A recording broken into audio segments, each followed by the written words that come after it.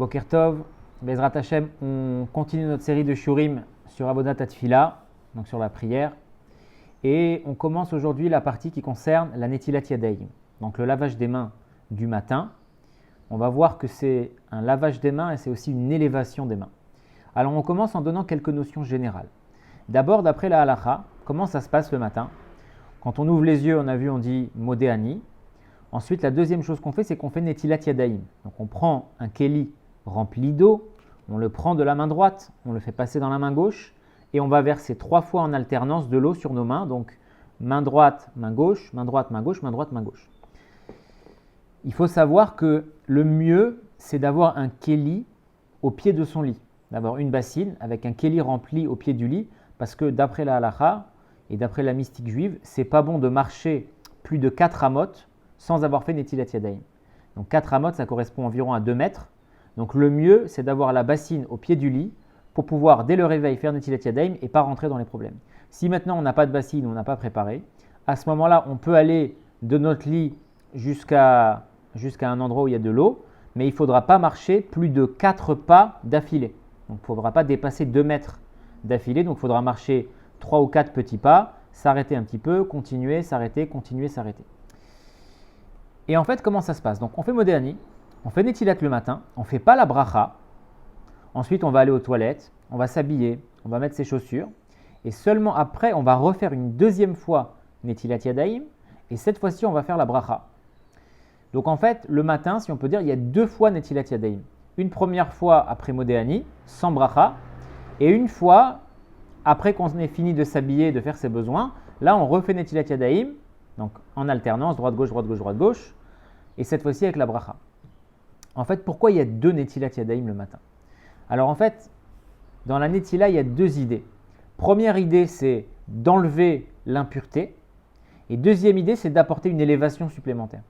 C'est-à-dire que quand on se réveille le matin, on a déjà expliqué que la Neshama monte en haut, se ressourcer auprès d'Hachem, et donc, si on peut dire la nature ayant horreur du vide, étant donné qu'il y a un manque ici de Kedusha, de Neshama dans le corps, les forces du mal en profitent pour venir s'habiller dans le corps.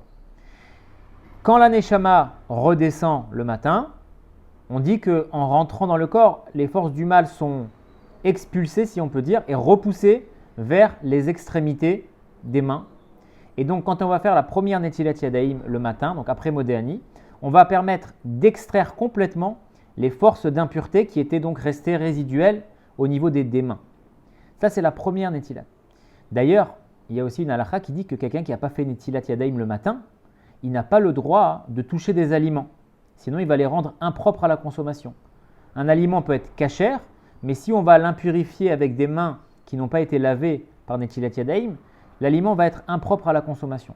Donc, il faut faire très attention de faire Netilat Yadayim parce que la première étape du Netilat Yadayim, c'est quoi? C'est d'enlever l'impureté résiduelle au bout des mains. Et si on ne fait pas ça, ça peut même avoir des conséquences sur la pureté et l'impureté des aliments qu'on va manger. Donc ça, c'est la première étape. Netilat Yadayim va venir enlever une impureté. Deuxième étape, Netilat Yadayim va venir rajouter une kedusha, rajouter une sainteté supplémentaire pour nous permettre de servir Hachem comme il faut. Et ça, c'est le message justement de la deuxième Netilat Yadayim du matin. Une fois qu'on est habillé, on va faire Netilat avec la bracha. Ça, c'est l'idée que ce n'est pas seulement qu'on enlève une impureté, ça s'est fait le matin au réveil, mais lorsqu'on refait Netilat Yadayim, on va rajouter de la kedusha. À l'image de quoi? À l'image des Kohanim qui servaient dans le Beth Amikdash. Il y a écrit Tfilot Keneged Temidin Tiknum. Les tefilot qu'on fait nous aujourd'hui, les prières qu'on fait envers Hachem, elles ont été mises pour remplacer les sacrifices qu'on faisait à l'époque. Et de la même manière qu'à l'époque, les Kohanim, avant de faire un sacrifice, avant de servir dans le Beth Amikdash, ils devaient se purifier les mains avec de l'eau. Entre parenthèses, ils se purifiaient même les pieds à l'époque, les Kohanim, les mains et les pieds en même temps.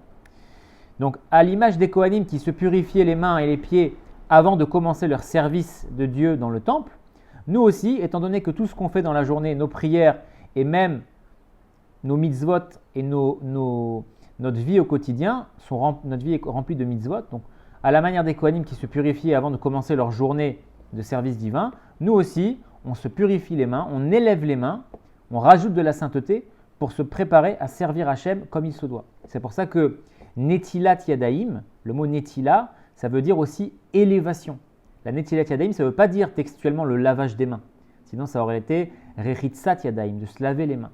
Là, on dit Netilat Yadaim. Netila, ça veut dire prendre quelque chose, l'emmener d'un endroit à l'autre. Donc, on élève les mains, si on peut dire, on les prend d'un niveau bas et on va les élever vers un niveau plus haut.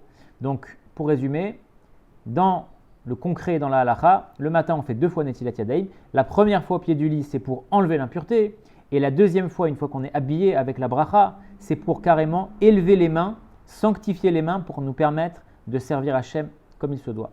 Voilà, donc ça c'était un peu la notion générale sur Netilat Yadaim. Et Be'ezrat Hachem, lors des prochains shiurim, on va prendre les mots de la bracha de Al Netilat Yadaim, on va les décortiquer pour comprendre un petit peu les secrets qui se cachent derrière la Netilat Yadaim du matin.